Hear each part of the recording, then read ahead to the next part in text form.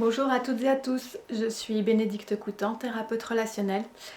Et durant ce confinement, j'ai à cœur d'aider les personnes et les couples qui vivent une crise dans la crise. Alors aujourd'hui, je pense particulièrement aux couples et aux familles qui vivent ensemble confinés et qui n'ont pas forcément envie d'être les uns avec les autres.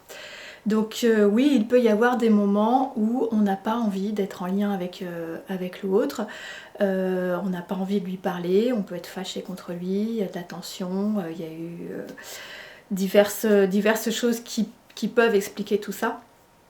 Néanmoins, c'est pas parce qu'on n'a pas envie d'être en lien avec l'autre qu'on doit faire la tête, et je le dis poliment.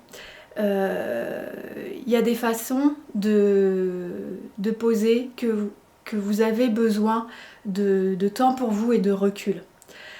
Donc si vraiment l'autre vous énerve et que vous n'avez pas envie de lui parler, s'il vous plaît, ne lui faites pas la tête, ne coupez pas, n'arrêtez pas de parler comme ça, parce que ça génère un climat de tension encore plus fort. Donc posez-le le plus aimablement possible. Si vous n'y arrivez pas, tant pis, mais au moins posez-le, de dire écoute, moi là, je peux pas te parler, je suis fâchée, il y a des choses qui passent pas. J'ai besoin de temps, j'ai besoin de prendre du temps pour moi, de prendre de la distance, et donc ça va passer par le fait que je vais pas te parler. Voilà. Et quand je serai prête, ou prêt, quand je serai prêt, je reviendrai vers toi, mais pour le moment, c'est pas la peine. Vous posez juste ça, voilà, des 2-3 phrases très courtes qui posent le contexte. Parce que si on se met à faire la tête, on devient tyrannique. En fait, on pose enfin c'est pas poser, mais c'est qu'on génère une tension dans la maison, dans la pièce, que tout le monde ressent. Tout le monde attend après vous de savoir ce qui se passe, quand est-ce que vous allez reprendre la parole, quand est-ce que vous allez revenir dans des meilleures énergies. Et donc ça crée des choses qui peuvent être vraiment insupportables. Donc faire la tête, non. Par contre, dire tranquillement, j'ai pas envie de parler pour l'instant, j'ai besoin de temps pour moi et de me ressourcer, donc laissez-moi tranquille, ça oui. Ça, vous restez en lien avec les autres tout en vous mettant à distance. Donc voilà, c'était le conseil du jour qui me paraît assez important. Et donc pensez à vous ressourcer, du coup, quand vous êtes dans ce moment de retrait, de qu'est-ce qui est bon pour vous. Qu'est-ce que vous avez besoin de faire pour vous.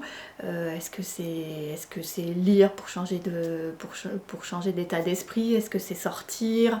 Est-ce que c'est appeler un ou une amie? Enfin, voilà, concentrez-vous sur ce qui est bon pour vous pendant ce moment-là, pour retrouver une bonne énergie à mettre dans la maison.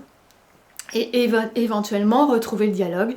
Mais c'est pas obligé que ça soit tout de suite si vous ne vous y sentez pas prêt aujourd'hui.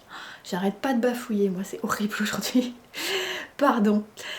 Je voulais aussi vous dire que si l'autre vous énerve, certes il vous énerve, mais c'est pas le responsable de ce que vous ressentez. Il a déclenché quelque chose en vous que vous avez à gérer. Et ça, c'est vous qui êtes responsable de comment vous allez gérer cette émotion-là. Vous ne pouvez pas reporter toute la responsabilité sur l'autre. Donc je comprends que vous puissiez vivre des choses pas faciles, mais ne remettez pas toute la responsabilité sur l'autre. Ce que vous vivez en couple depuis peu de temps ou des années, c'est tout un fonctionnement qui a amené ça. Donc, tous les deux, vous êtes dans la relation et tous les deux, vous avez votre part de responsabilité. Donc ça, c'est à regarder aussi. Et puis, n'oubliez pas, repensez à, il y a un moment, la personne que vous avez en face, là, qui vous énerve tant, et ben à un moment, vous l'avez aimé. À un moment, il s'est passé des choses chouettes entre vous. Donc, concentrez-vous là-dessus. C'est pas parce que vous allez vous concentrer là-dessus que ça va effacer tout le reste. Non, il va y avoir des choses à régler. Mais n'empêche que c'est pas n'importe quelle personne que vous avez en face de vous. c'est la personne avec qui vous vivez, c'est la personne dont vous êtes tombé amoureux ou amoureuse, avec qui vous avez voulu vivre votre vie de couple, avec qui vous avez peut-être eu des enfants. Donc c'est pas n'importe qui. Alors oui, effectivement, dans le couple, on vit le pire comme le meilleur. Et c'est important de pouvoir ramener du bon, même quand ça va pas.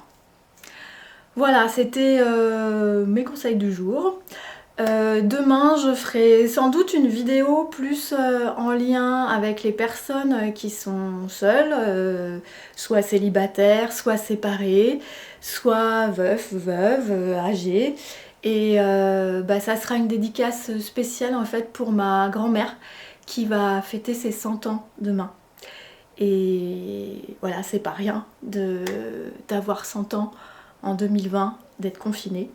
Donc j'aurai une grosse pensée pour elle et toute ma famille, puisqu'évidemment on va pas pouvoir fêter ça comme c'était prévu.